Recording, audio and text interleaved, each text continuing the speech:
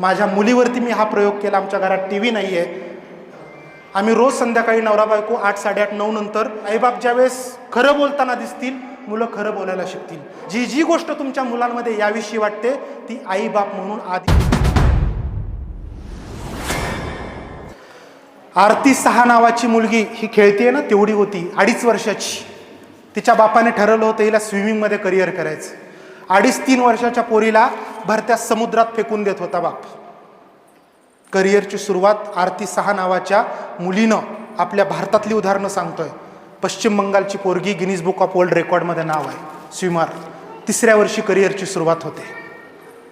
5व्या वर्षी Michael Jackson नावाच्या पोरानं स्टेज शो केला. तिकीट विकायला बाहेर बापाला बसवलं काउंटरला. करिअरची सुरुवात 5व्या वर्षी.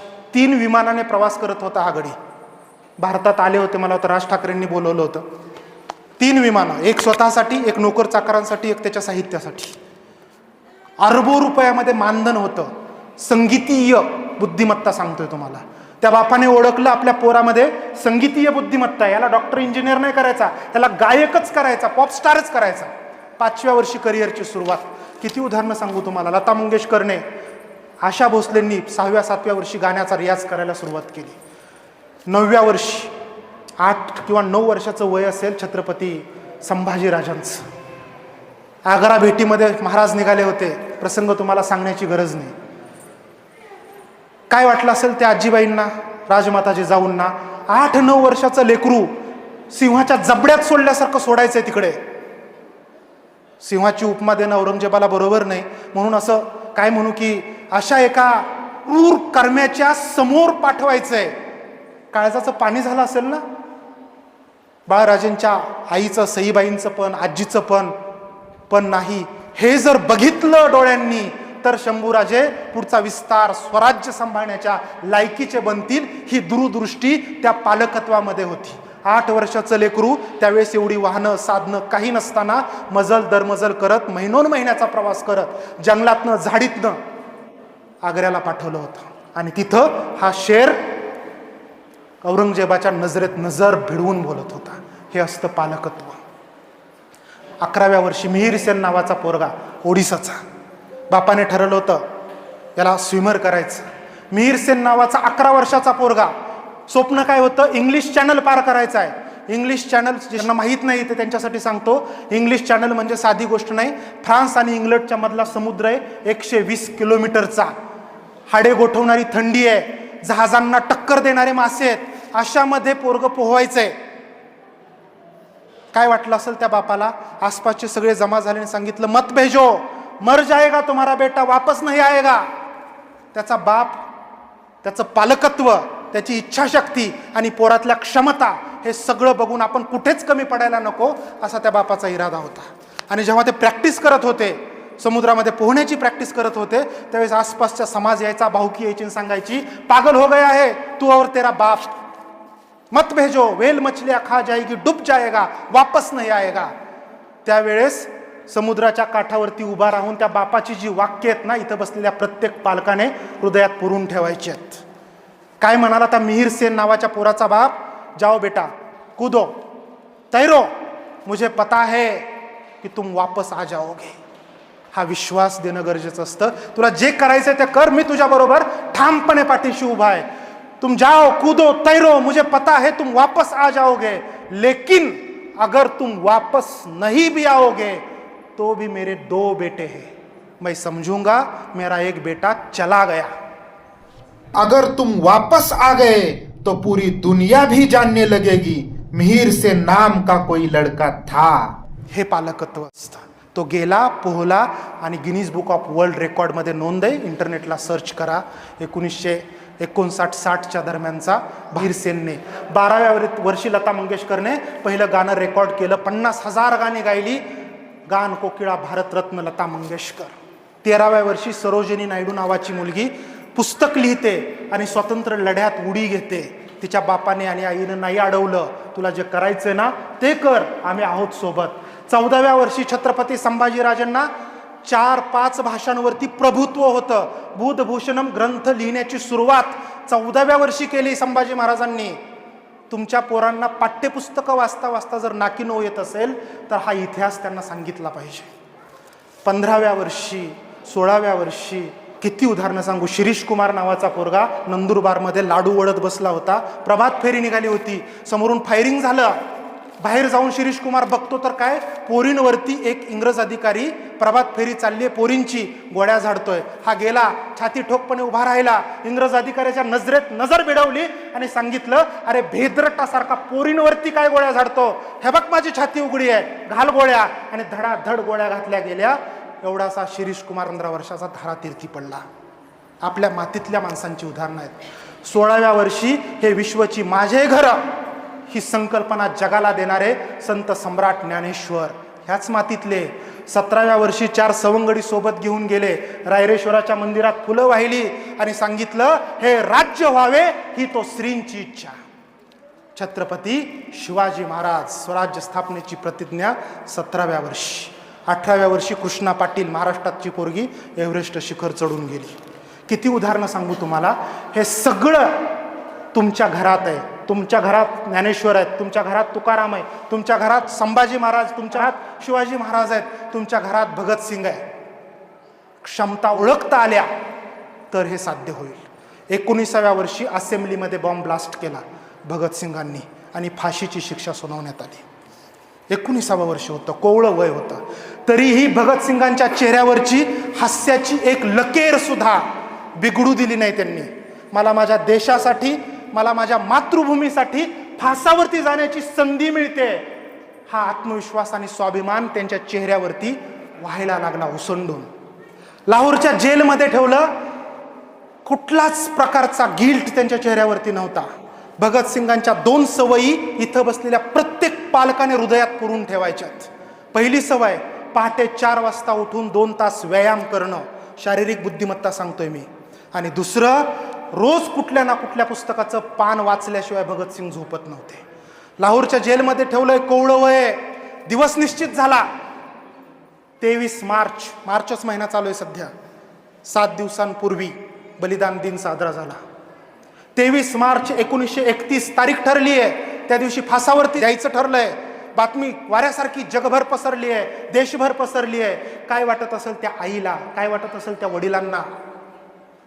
आणि मग 23 मार्चचा दिवस निश्चित झाला फाशीचा. 3 मार्च 1931ला घडलेला प्रसंग एक छोटासा तुमच्यासमोर ठेवतोय.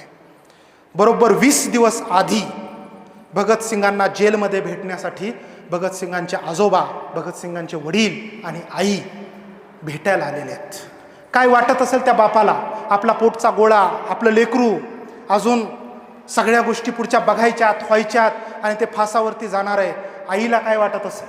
भगतसिंगांचे आजोबा 80 वर्षे ओलांडलेले आहेत. सरदार अर्जुन सिंग, ज्यांनी भगतसिंगांच्या रक्ताच्या थेंबा थेंबामध्ये क्रांतीचं बीज पेरलं, ते सरदार अर्जुन सिंग 80 वर्ष वयाचे समोर आले. खूप काही बोलायचं होतं, आपल्या नातवाशी हितगुज करायचं होतं, पण 80 वर्षाचे वयोवृद्ध आजोबा सरदार अर्जुन सिंग 8 वर्षाच्या लहान लेकरासारखे एका कोपऱ्यात जाऊन रडायला लागले. प्रसंगच तसा होता. आई समोर आली, आई रडायला लागली. भगतसिंग पुढे जातात, नतमस्तक होतात आईच्या. त्यावेळेस भगतसिंगांची आपल्या आईला विनंती होती. भगतसिंग आपल्या आईला म्हणतात, माताजी मुझे माफ कीजिएगा, मैं आपके लिए कुछ न कर सका. तिला उचंबळून आलं. शेवटी 9 महिने 9 दिवस पोटात वाढवलेलं होतं. हाताचा पाळणा, नेत्राचा दिवा, या सगळ्या गोष्टी. आणि मग भगतसिंग म्हणतात, एक विनंती आहे. आई म्हणते, काय रे बछड्या, कसली विनंती आहे. त्यावेळेस भगतसिंगांचं वाक्य फार महत्त्वाचं आहे.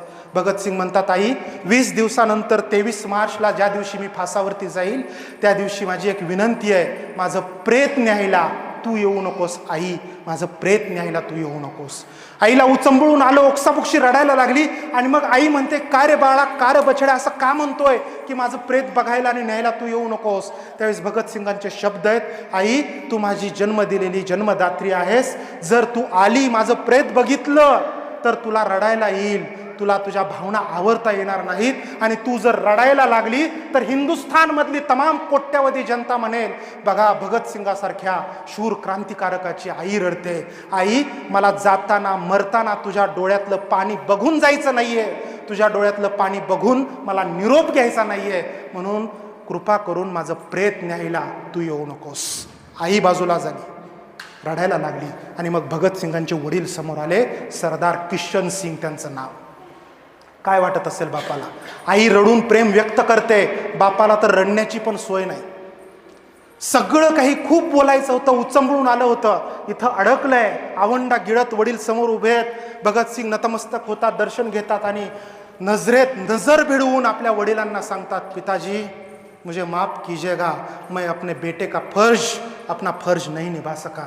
मुलाचं जे बापाच्या प्रति कर्तव्य असतं ते मी नाही निभावू शकलो, मला तशी संधी नाही मिळाली. पण एक बात तो तय है, एक गोष्ट निश्चित आहे. काय निश्चित आहे? भगतसिंग किशन सिंगांना आपल्या वडिलांना म्हणतात, इथं बसलेल्या प्रत्येक बापाचा ऊर अभिमानाने भरून येईल.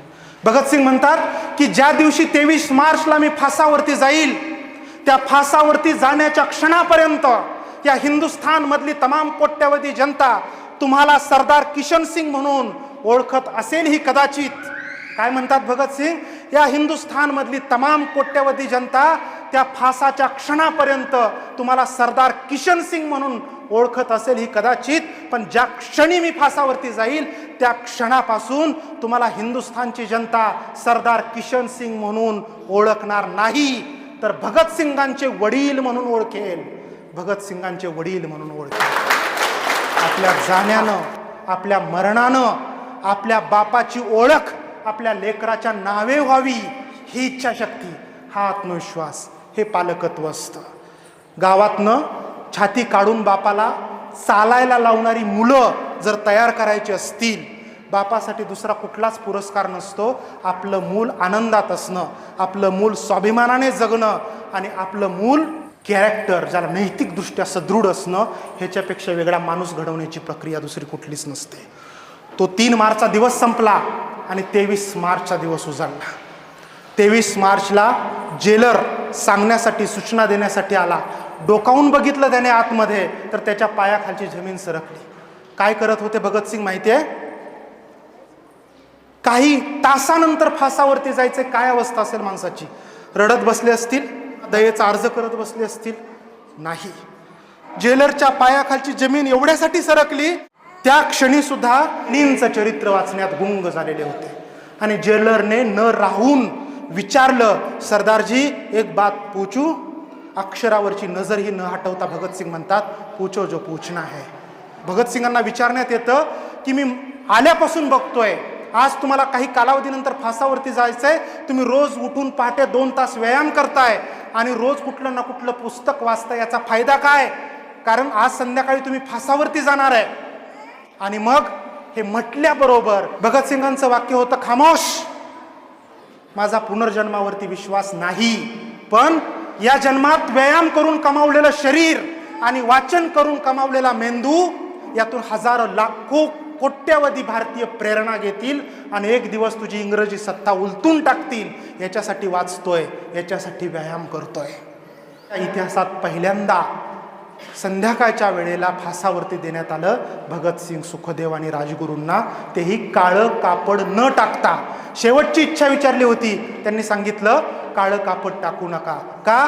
कळू द्यात हिंदुस्थानच्या तमाम कोट्यवधी जनतेला की भारत मातेचा थोर सुपुत्र कसा कवटाळतो मरणाला. कळू द्यात हिंदुस्थानच्या तमाम कोट्यवधी जनतेला की भारत मातेचा सुपुत्र कसा जातो मरणाला समोरा. सरफरोशों की तमन्ना अब हमारे दिल में है, अरे देखते हैं जोर कितना बाजुए कातिलों में. ही इच्छाशक्ती, हा आत्मविश्वास आपल्या लेकरांच्या रक्ताच्या थेंबा थेंबात पेरायचा असेल तर तुम्हाला 2 गोष्टी कराव्या लागतील. या उदाहरणातनं शिकलो. त्याचं शारीरिक मजबूती त्याच्यात आली पाहिजे आणि दुसरी मेंदूची मजबूती. आपल्या लेकरांचा वैचारिक बेस पक्का करण्यावरती भर द्या आणि त्याच्यासाठी साधी गोष्ट आहे, अवांतर वाचनाची किमान 10 पुस्तकं वर्षातून खरेदी करा, घरात ठेवा, त्यांच्यासोबत वाचायला बसा. मी छाती ठोकपणे सांगतो की मूल आपोआप पुस्तक वाचायला शिकतं. माझ्या मुलीवरती मी हा प्रयोग केला. आमच्या घरात टी व्ही नाही आहे, 10 वर्षाची आहे ती. तिचं स्वतःचं आता ग्रंथालय 70-80 पुस्तकाचं झालं. आम्ही रोज संध्याकाळी नवरा बायको 8, 8:30, 9 नंतर आमचं आम्ही वाचत बसतो. तिला सांगावं लागलं नाही की तू वाचन कर. आईबाप ज्यावेळेस वाचताना दिसतील मुलं वाचतील, आईबाप ज्यावेळेस खरं बोलताना दिसतील मुलं खरं बोलायला शिकतील. आईबाप ज्यावेळेस पेशन्स धरायला शिकतील, तुमची मुलं पण पेशन्स धरायला शिकतील.